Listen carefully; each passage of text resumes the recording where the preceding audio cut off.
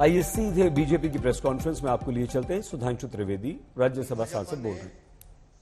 तभी से इसका विरोध करना प्रारंभ किया। लगातार धरने प्रदर्शन हम उन दुकानों के खिलाफ,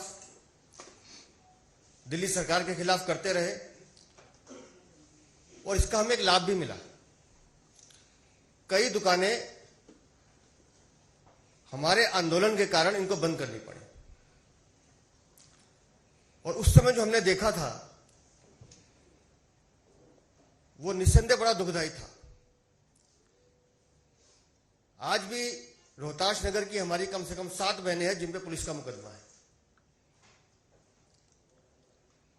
और कैसे हमने ठेकों पे देखा, नौजवान साथी तो लगते थे लाइनों में, स्कूल के बच्चों को भी देते थे, जिसका जिक्र अभी सुधांशु भाई ने किया।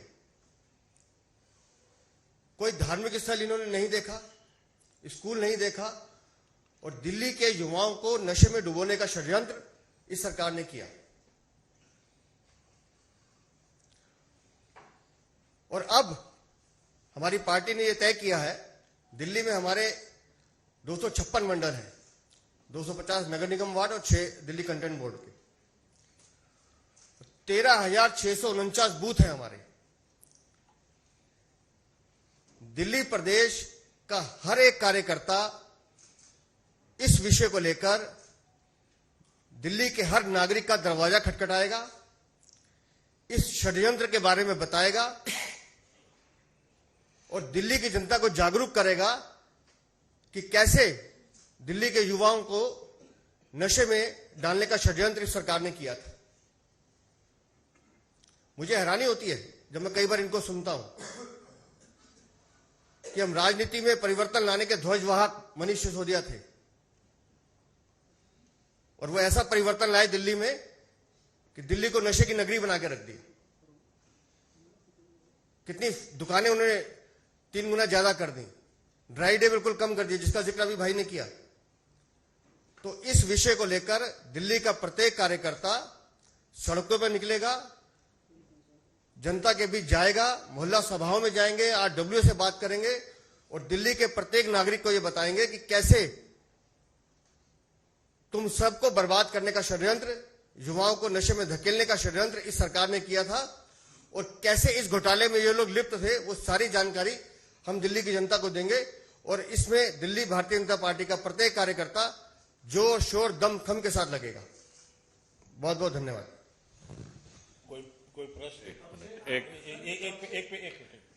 देखिए, जो कुछ बात अभी सचदेव जी ने कही, मैं पुनः इस विषय को पार्टी की तरफ से रेखांकित कर देना चाहता हूं कि हमारे लिए यह मुद्दा केवल एक भ्रष्टाचार नहीं है, हमारे लिए यह मुद्दा दिल्ली की युवा पीढ़ी के भविष्य के साथ खिलवाड़ का है। इसलिए हम इस विषय के ऊपर सजग भी हैं, सतर्क भी हैं और भावुक भी हैं। इसे मैं, और वो कितना खतरनाक खेल है, आप सबको वो शायद मशहूर पंक्ति याद होगी जो शराब के लिए कही जाती है कि हजारों घर हैं डूबे बोतलों के बंद पानी में, जो इनमें जाके डूबे वो न उबरे जिंदगानी में। मगर याद रखिए, हम दिल्ली की तरुणाई को, दिल्ली की जनता को इसमें डूबने नहीं देंगे। और ये वो लोग जिन्होंने जाके, शराब के आरोपियों ने महात्मा गांधी की समाधि पे जाके नाटक किया था, जिनका कि जन्मदिन पूरे भारत में ड्राई डे होता है, वैसे जन्मदिन के दिन नहीं गए थे, ये भी ध्यान रखिएगा। तो आप समझिए, इन्होंने दिल्ली में जो दारू का दरिया बहाने का काम किया है, हम कृत संकल्प हैं कि हम दिल्ली की जनता को और विशेषकर युवाओं को उसमें नहीं डूबने देंगे और उसे निकालकर एक उज्जवल भविष्य की तरफ ले जाएंगे। दुख की बात यह है कि ये तथाकथित नई राजनीति वाले ऐसा, जो मैंने आपको 2-3 उदाहरण दिए, एक के बदले एक देना, 100% सरकारी दुकानें करना, कमीशन बढ़ाना, उसके बाद कहते जी हमने कुछ नहीं किया है। हमने थोड़ी किया है, तो किसी और ने किया है। पुराना गीत याद है ना, मुझे दुनिया वालों शराबी न समझो, पीता नहीं हूं पिलाई गई है। तो ये वो समझाने का प्रयास कर रहे हैं। तो दिल्ली की जनता इतनी भोली नहीं है कि वो आपके इन पैतरों को न समझ सके।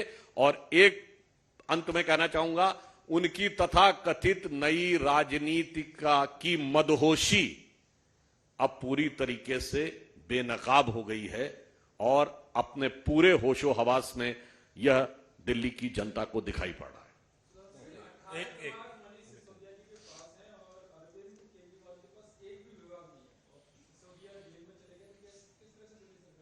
वैसे तो ऐसी भी मीडिया में न्यूज थी, उनके पास इस जितने विभाग हैं शायद इससे अधिक संख्या में फोन ऑन भी थे, उससे अधिक संख्या में सिम कार्ड्स भी थे।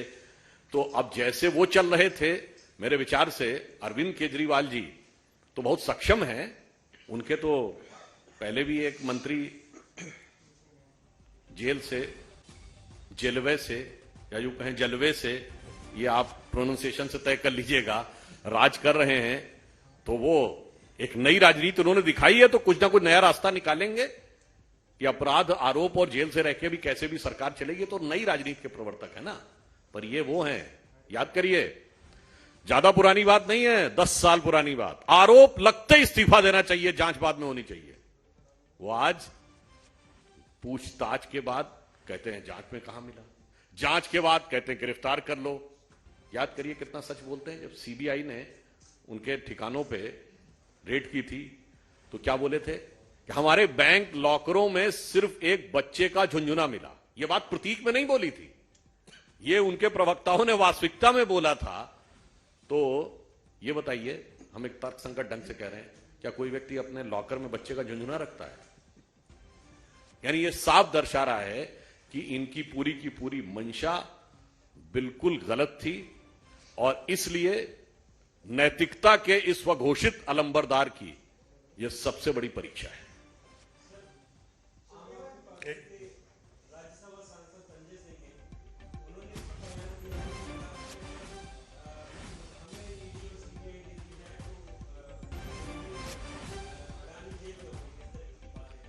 अब इसे क्या कहें कि कहते कहते दिल की आरजू लबों पे आ जाती है।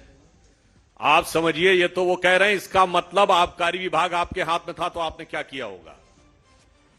जो जो डिपार्टमेंट आपके हाथ में थे, पॉलिसी बनाई, आपने क्या किया होगा। मुझे लगता है पहले तो नीति बनाई, फिर विड्रॉ की। अब उनके नेताएं बयान दे रहे हैं तो अब मनसा वाचा कर्मणा तीनों ढंग से एक्सपोज हो गए।